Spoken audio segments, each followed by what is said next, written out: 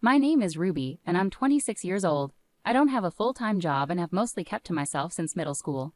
I went to high school briefly but dropped out, so I only finished middle school. Since then, I've been living with my parents, working part-time jobs, and doing freelance work from online ads. I have an older brother named James who is 3 years older than me. He's very different from me. He's good at sports, has lots of friends, and is outgoing. James never wanted his friends to know about me. He never brought them home, and if we bumped into each other and his friends in public, he would ignore me. I accepted this and saw it as someone else's problem. Once James went to college and moved out, I stopped worrying about it. Then he started talking about getting married when he turned 29. It wasn't a surprise. Later, he decided to bring his fiancée to our parents' house. That day, I was at home when my brother arrived with his fiancée. "Mom, Dad, I'm back," I announced. My brother seemed surprised to see me sitting with our parents. "Sorry to interrupt," his fiancée said politely as she entered, unaware of my brother's reaction. When she greeted me with a puzzled look, I could tell she was silently asking my brother, "Who is this?" He probably hadn't mentioned me to her. "My name is James's mother," my mom introduced herself, "and my dad." The fiancé nodded politely but still looked confused. My dad didn't say anything about me. My parents have always been tough on me, especially compared to my accomplished brother. When we were young, they used to say things like, "Your brother can do it, why can't you?" But things changed as we got older. Eventually, they even started calling me a burden. It seemed like they planned to ignore me during this meeting too.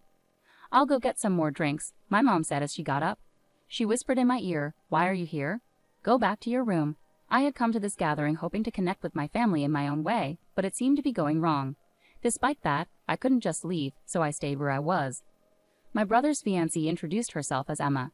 She was my age, 26, and very beautiful and elegant. She gave off a vibe that made me feel like I shouldn't talk to her casually. My brother seemed irritated. He probably didn't want me there. He introduced Emma to our parents, but he completely ignored me. I felt invisible. After discussing their upcoming wedding, the conversation turned to lighter topics. However, my brother continued to act as if I didn't exist. Then James asked, "So, Ruby, what do you do these days?" Before I could reply, my brother cut in. "Never mind, Emma, you don't need to talk to her," he said firmly. Emma looked visibly surprised. "Oh, okay," my mom quickly added. "Don't worry about it." "Yeah, don't worry. She's just a distant relative," my dad remarked, and that was the final straw for me. A stranger, huh? I thought. It seemed like reconciliation was never an option from the beginning. The meeting ended as if my presence didn't matter.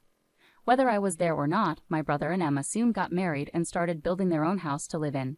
My brother works at a well-known company and has a good income despite still being in his 20s. Emma decided to be a stay-at-home wife and quit her job. When my brother's house was finished, we received an invitation to their housewarming party. It was going to be a small gathering with Emma's relatives and my brother's bosses. My mom fretted, "Oh, it's done already. Time flies. We need to pick out a nice housewarming gift." My dad shrugged and said, "We're family, it doesn't have to be anything fancy," as he casually set aside the invitation. Only my parents' names were on the invitation, mine was missing. My mom seemed to notice but still asked, "Ruby will be coming too, right?" I wasn't sure what to make of it. They hadn't exactly introduced me well at the last gathering. "It's okay if I'm not invited," I declined, but my mom insisted, "No, you're coming. I'll make sure of it." So I ended up going to the party. On the day of the event, it suddenly started raining. My parents and I took a taxi to my brother's house. Because of the rain, my brother and his wife didn't come out to greet guests at the entrance. When we arrived, my mom turned to me and said, "You pay for the taxi," then hurried inside with my dad, both without umbrellas. That explains it, I thought. Our house was quite far from my brother's, and taking a taxi seemed extravagant. I ended up footing the bill for the ride. After paying, I rushed towards the entrance, where Emma asked me, "Who are you?" We had only met once before. Maybe she forgot. Assuming so, I introduced myself again. "I'm Ruby, James's sister," I replied, trying to introduce myself. But Emma smiled and said casually, "Oh, the high school dropout, interesting. We didn't invite the freeloader living off their parents." My brother had just returned and overheard this. He looked at me with disdain and asked, "What are you doing here?" "James, I told you not to invite her. Why is she here?" Well, I'm not sure either. My brother clearly didn't want me there. Emma's attitude towards me changed once she learned who I was. Actually, she's even worse than my brother and parents. Would it have been better if I hadn't come? I asked my brother cautiously. "Yeah, you're practically a stranger with your lack of education. Not finishing high school doesn't even count," my brother replied coldly. Emma chimed in, siding with him. "Could you please leave the property now?" Her calm expression throughout was truly unsettling.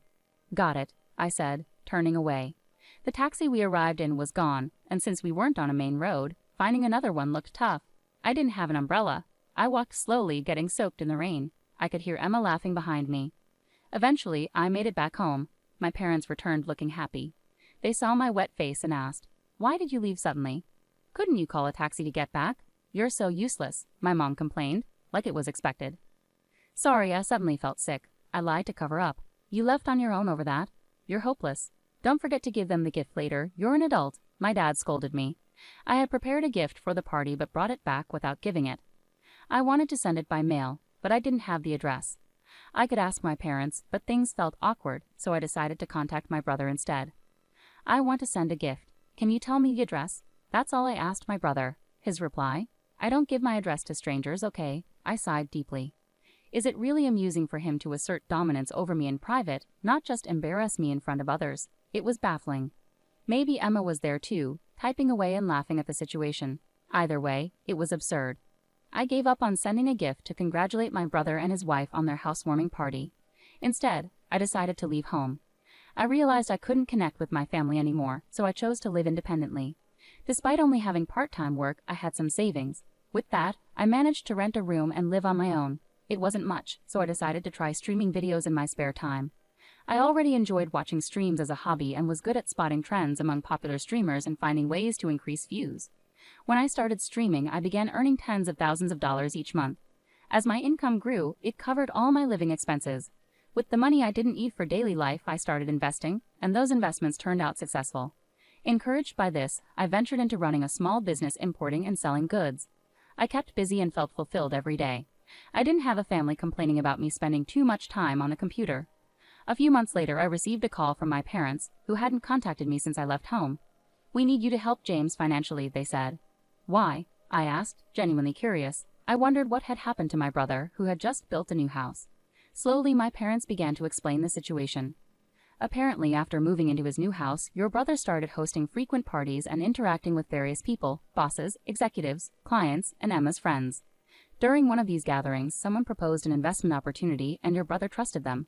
He ended up losing a large amount of money, drawn in by the promise of quick, high returns." I was stunned. My brother had a stable job, so it seemed like such a big mistake could have been avoided if he had just focused on his work. "Who recommended this investment? Could it be a scam?" I asked. "No, it's not. It was suggested by one of Emma's friends," my parents replied, placing full trust in Emma. "How much money do you need?" I asked, shocked by the amount. It was far more than an ordinary company employee could easily lend. Is that really how much my brother needs to borrow? I hesitantly questioned my parents, fearing the answer I knew was coming. We were also approached with the same investment opportunity. My parents hesitated before admitting. "I can't come up with that much money easily, I'm sorry." I tried to end the call, but they insisted, saying, "We're your family, help us in times like these." "Family? It's too late for that. I'm busy, and I'm practically a stranger to you now, right?" With that, I hung up. Later, somehow they found out and showed up with my brother's family at the office of my company. I was in a meeting at the time. My secretary informed me, "There are guests here for you, Mr. President." "I don't have any other appointments scheduled." "Who are they?" I felt uneasy. I apologized to my business partner and briefly excused myself. When I reached the reception area, I saw my pregnant sister-in-law Emma, my brother, and my parents. "You're running a company, huh? It's much smaller than where I work," my brother smirked, glancing around my office. "Who were you?" I asked bluntly, pretending not to recognize them. "What's with the attitude?" my brother shouted, losing his temper. My mother stepped in and explained, "We discussed this before, but we really need your help. You're successful with your company, so you can support us, right?" She asked for money shamelessly, as if it were the most natural thing in the world. "Yeah, it's a critical time for our family. Emma is pregnant, and the baby's health isn't good, so we need to see a good doctor. Please, Ruby," my father and Emma added, making it sound like it was my responsibility to solve everyone's financial problems. Employees passing by the reception area glanced over with concern. Wanting to end the situation quickly, I said firmly, "Please leave. You're causing a disturbance." My brother erupted in anger again. "What? We're a disturbance? We came all this way, and that's how you talk to your family," he yelled. The employees stopped to listen, facing them. My brother started causing a scene. "Do you all know she dropped out of middle school? She was a recluse, no good." He seemed determined to humiliate me into giving him money. However, the employees responded in a way my brother didn't anticipate. "We know. Everyone is aware of the president's background, including me. The president hires many people from similar situations. Is there an issue? One of my employees responded calmly. My brother, who usually socializes only with highly educated and wealthy individuals, seemed taken aback and stumbled over his words. Well, my father began. What a sorry excuse for a company, just a gathering of misfits. My brother joined in. Exactly. Companies that do business with a place like this can't be any good either, he shouted loudly. At that moment, the president of the company I was meeting with stepped out of the reception room, having heard the commotion. My brother's expression turned blank, then pale as he faced the man. The president approached him directly. What's the matter, James? Emma asked my brother. Idiot, don't say my name, my brother whispered urgently to Emma, but it was too late. James? Oh, it's you, the company president said as he walked up to my brother. You are the guy who manages the division at Mr. Long's company, right? We greatly appreciate your company's services. It turned out that his company was also a client of my brother's business. My brother was visibly sweating, his face flushed with embarrassment. Well, I suppose we're not that memorable since we're not a big company, my brother faltered when the president turned his own words against him. He visibly froze. Sensing the tension, my father, mother, and Emma fell silent. Ignoring them, I apologized to the president again, determined to defuse the situation. I'm sorry for taking up your valuable time. I'll ask them to leave. Oh, are you sure?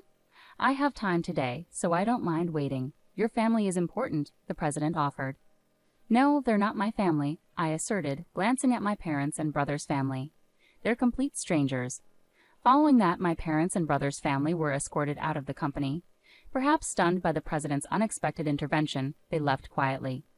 Curious about how my business became exposed, I decided to investigate. It turned out Emma was the catalyst. She had a friend who was well connected in investment circles and always kept informed. This friend came across information about a young woman in her 20s who was gaining recognition as a skilled trader and company owner. Emma was shocked to see a photo of this woman in the media and realized it was her husband's sister, whom she had heard was a middle school dropout. Emma shared this discovery with my brother and parents, suggesting they approach me for financial help. When their attempts to reach me during the day went unanswered, and I didn't return their calls about money, they showed up at my company. Since I had been treating them as strangers, I decided to distance myself from them. However, my curiosity led me to look into Emma's friend who had been involved in my family's financial troubles. To my surprise, that friend turned out to be Emma's ex-boyfriend, and it appeared they were still connected in some way. The situation with Emma turned out to be even more shocking. The child she was carrying wasn't my brother's but actually belonged to the investor she had been involved with. No way! My brother was devastated, understandably so, as everything had been based on lies. It became apparent that she had been manipulating several men for money under the guidance of her ex-boyfriend. Naturally, my brother and Emma divorced, and both of them are now in police custody. Unfortunately, the money lost in the investment won't be recovered anytime soon. Following the incident at my company, my brother's career took a downturn. Despite being in his 20s, he was moved to a less prominent department and eventually resigned, likely frustrated by the financial troubles and personal turmoil. As for my father, he faced repercussions after the president witnessed him losing his temper with a subcontractor at work. An investigation into his behavior led to his termination. It came to light that he had a history of belittling those without higher education, similar to how he used to treat me. So both my brother and father ended up losing their jobs. Despite their decreased income, the former family still tries to contact me, suggesting we live together again. With everything that happened, we're still family, right? They try different tactics to cling to me, but my response remains consistent. I don't know you. You're complete strangers to me. I have no intention of giving any other response in the future. I've made sure they can't enter my company's building anymore, so they can't force their way in.